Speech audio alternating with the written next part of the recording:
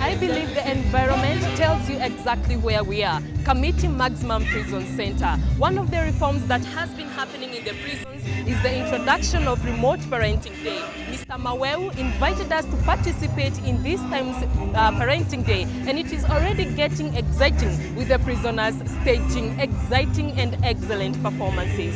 Have fun.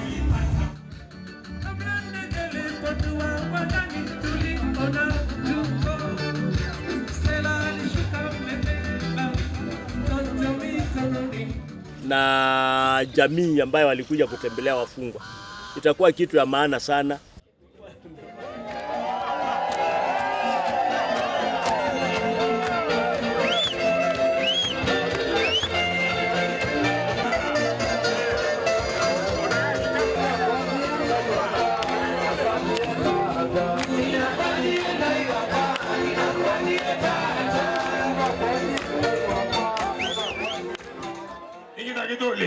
Ya, asante sana. Na nimejua hata kabla nikuje nilikuwa nimejua. Hebu tikita kidole kama umeona mtu wako karibu na wewe. Na umwambie tunaondoka na yeye Nyayo na Maweu na kwa nini wakikubali. Lakini kama hatutakubali hamtaondoka na yeye. Tikita kidole. Uone kama tutaona kama tutakubali. Tuongea tuone kama anaweza kuondoka na mtu wake. Asante sana. Asante sana.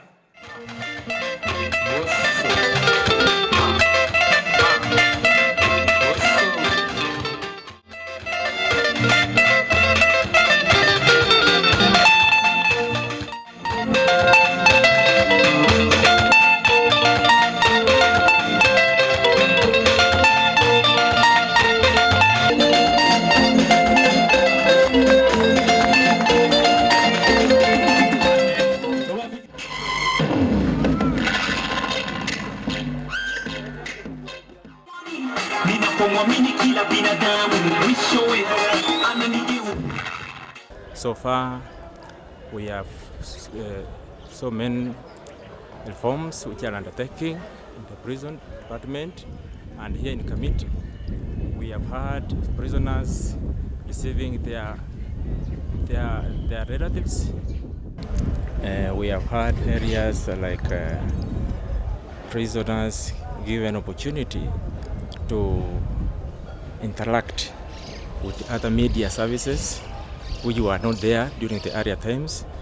We have had prisoners interacting with other NGOs from outside, which was not there before. So far, there are so many reforms.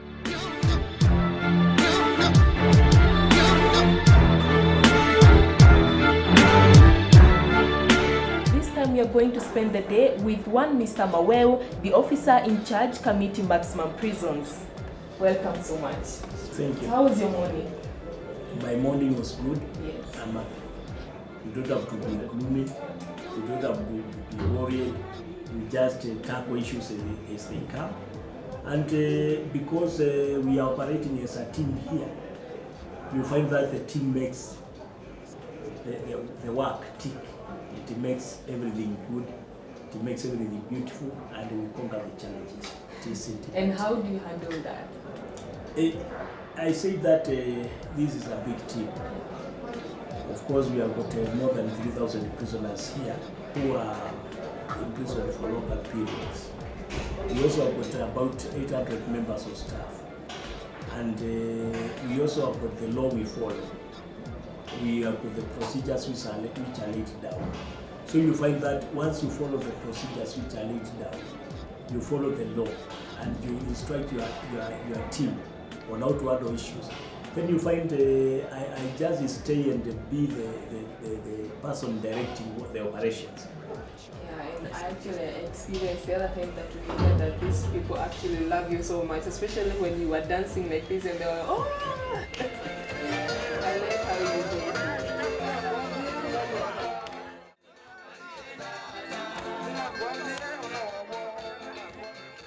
And for how many days do you work in a week?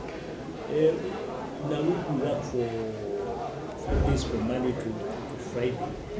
But the prison works throughout 24 hours, as I say. Yes. And we work in shifts. Myself, as I said, because of the officer in charge, I'm on standby every time. Whether I'm in town, whether I'm asleep, I'm on standby.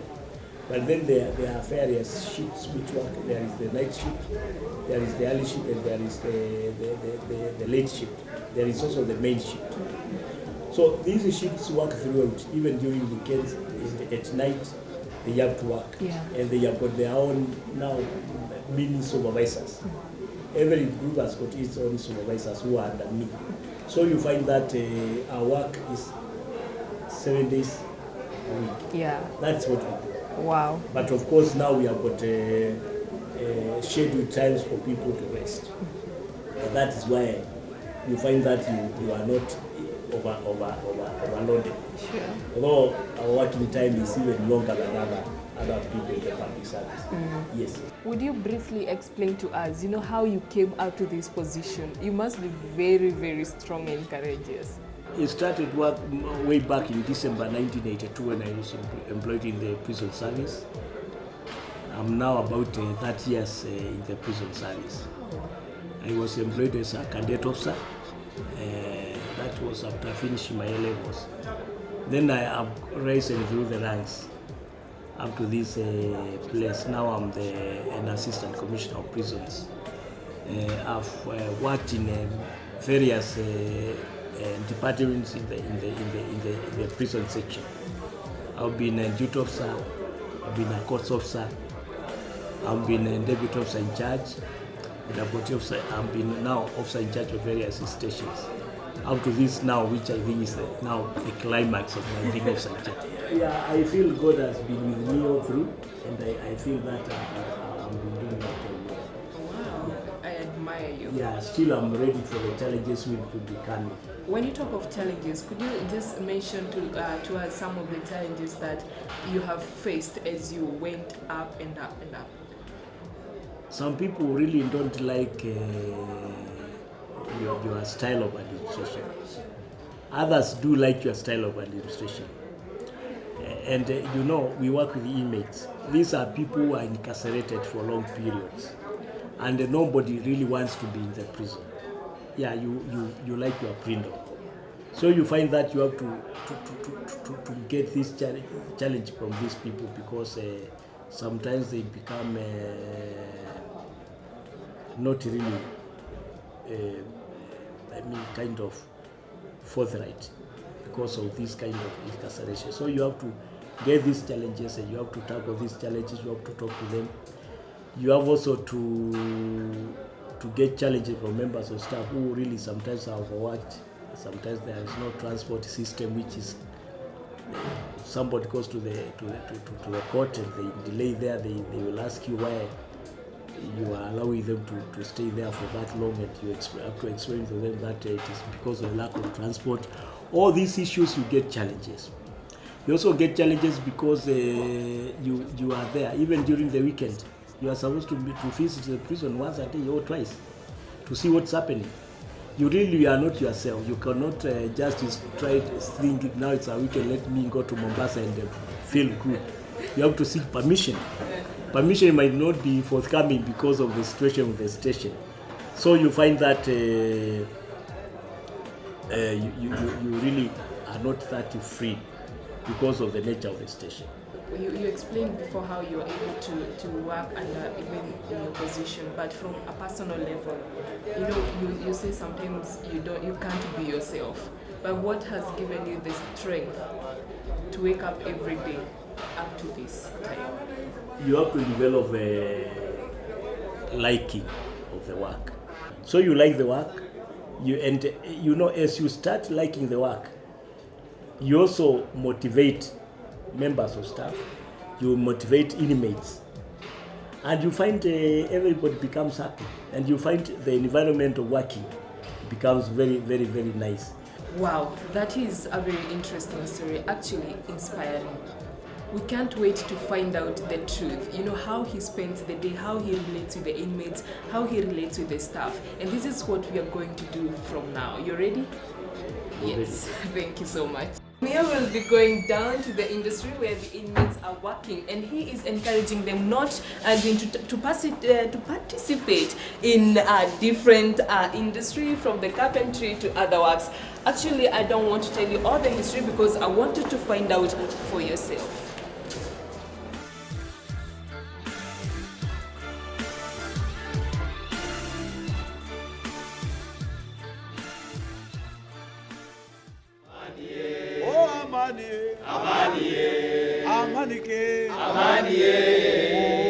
Ndugu zetu wa Kenya muwe na amani. Amani.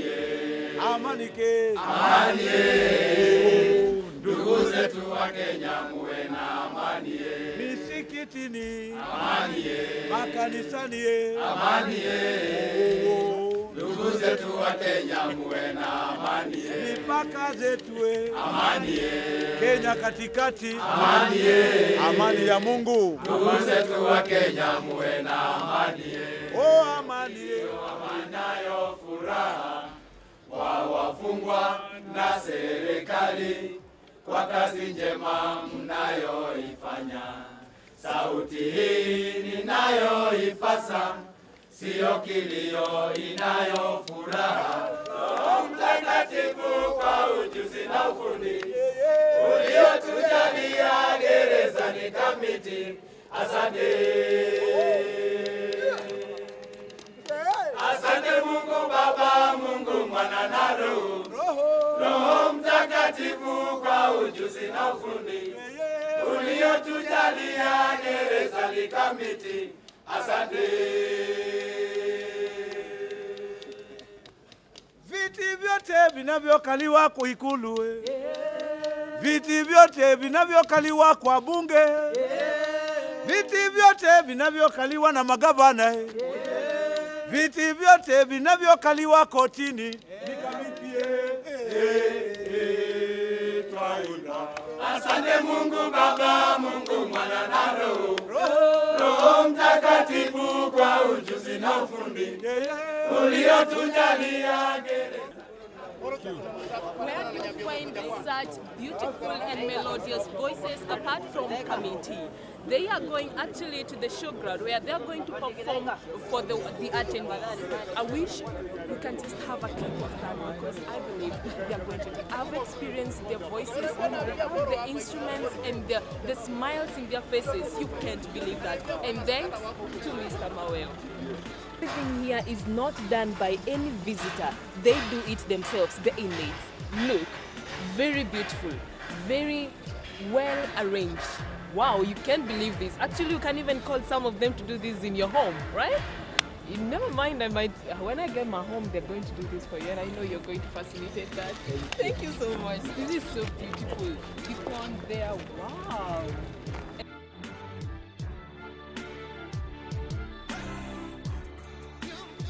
And just like the great white shark, the sky has never had to fall.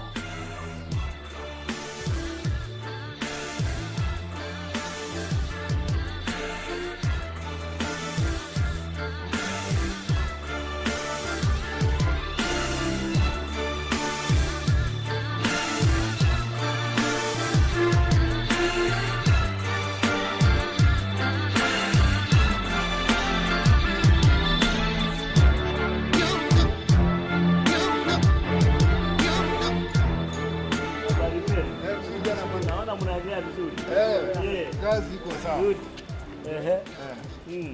Naona hata kule kuko sawa kabisa. Iko sawa. This is good. This is good. Umefanya grade wewe? Mimi nilifanya grade 3. Grade 3. Alafu sasa hiyo grade wakati nileta hapa, wakati wengine nilijua hapa, nikaonyeshana hapa. Tutakubuku ya pili na ya kwanza. Ah. Wewe usiwe na wasiwasi. Sawa bwana. Bora tu endelee na kuweka bidii kabisa. Sawa. Sawa. So even in this place they have grades. Like Yeah, you have to go they do grades. The grades which are done by polytechnics outside. These are the same grades. Even they do the exams, the academic, from standard 8 to form 4. These are the national exams. So you find that ingrained does not say somebody did it while in prison. No, it's just the ingrained which will be found with somebody from Kenya Polytechnic. The same grain will be found here, and they are tested by qualified personnel from the Ministry of Industrial Training.